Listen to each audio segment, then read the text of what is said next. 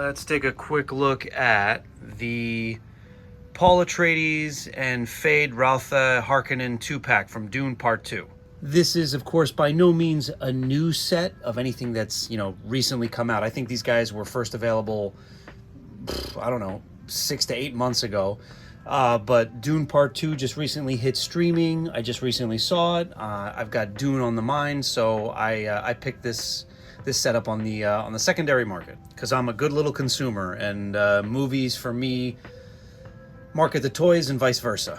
I am obviously a kid of the 80s, and I grew up loving the original Dune movie, and that is without understanding what the hell was going on in it, or what they were talking about or anything. I just remember loving the worms, loving the wielding weapons that are like powered by sound, even though it was literally a week ago that I learned that's something that wasn't in the books, which is why it's not in the newer Dune movies. That was just some interesting creative freedom that David Lynch and his team came up with, I guess. Weird movie, but my hat's off to them about that.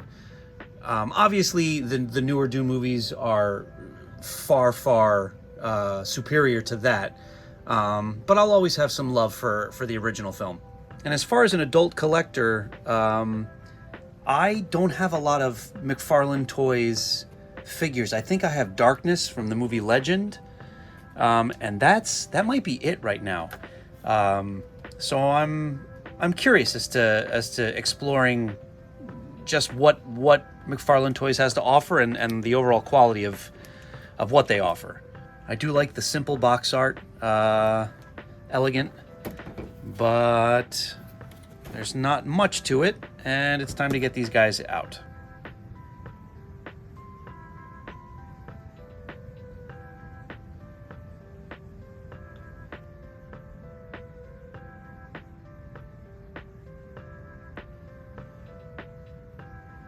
All right, and they look great, and I am happy with them, and let's talk about it. I do have to start by saying that everything about these figures is far better in hand than what I was led to believe from product shots. Partially, I think that's because of the design of the suits and the characters. Everything's kind of monochromatic. Everything's simple as far as color scheme, but because of the molding, because of the kind of intricate detail, as well as the paintwork, these guys are way more interesting up close in hand than I thought they would be. Is that a McFarlane Toys kind of thing? Because if so, then I'm very much on board with it. So, okay, off the bat, they come with these cards, which I don't care about, but it's an additional thing that you do get with them. And they do come with stands, which I very much appreciate. 2 of these guys. Both Paul and Feyd come with their blades, which are very detailed in their own right. Feyd's more so than Paul's.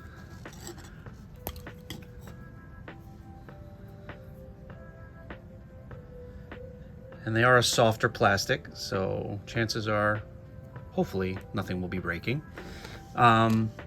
These guys are incredibly articulated. Let me see if I can zoom out a little bit. Yeah. They have a bend at the toe, a ball joint at the ankle. They have a double jointed knee, the hip, the waist, an ab crunch. The wrist is on is it a ratcheting? It's a ball joint and a hinge. Double jointed elbows.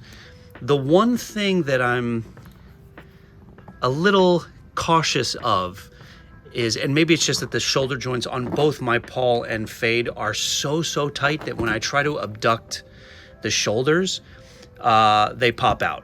Now, I don't know if that's something that's specific to Dune figures because of all the...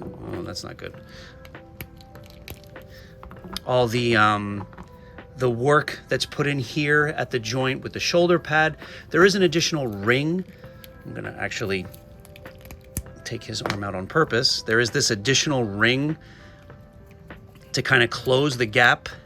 Well, I can't get it out now, but there's a separate plastic ring here that kind of fills in the gap with more ruffled clothing. I mean, I don't know if that impedes elevating of the shoulder, and I don't want to force it and break something.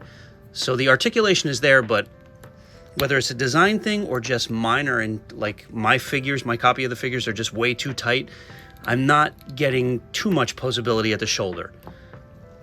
Not that I care too much. I mean, these guys are gonna stand statically on a shelf and just look good. And Feyd's head sculpt is focus. Is that focused? Yeah. Is pretty amazing. I was kind of hoping it would be nice if they had included an alternate head sculpt where he's not yelling. I get why they included that in this being like the climactic duel between these two guys, but I don't know, that's a lot. That's a lot of expression. Coming down into my basement, which is my collection room, and just seeing this guy yelling at me at all times it's not going to be too pleasing of a sight. And Paul's suit is a thing of beauty, both with the sculpting and the design, as well as the paint, which has everything's kind of matte and dusty, as it should be, but there's like a nice wash of over top of darker shades. I think that the lighter shade is the wash. I'm not sure, but it just looks weathered and detailed, and it's beautiful. The head sculpt is good enough, not as good as Feyd's in my opinion. The hair is very detailed, although where the hairline meets seems like it's almost like it looks a little bit like one of the hair pieces you'd put on a Lego figure, even though obviously far more detailed. I am really nitpicking because that's what you do with high-end figures that do everything so well. But Paul's torso is a little long. I thought maybe at first glance I thought it was a little bit out of proportion, but even if I don't even see it much now, but if you do see it, it's minimal, and it really doesn't detract from the figure being really nice, especially when posed. And yeah, I am a fan of what McFarlane Toys is doing with these characters from Dune, so I will probably be picking up more. And that is just a quick look at Feyd and Paul from Dune Part 2.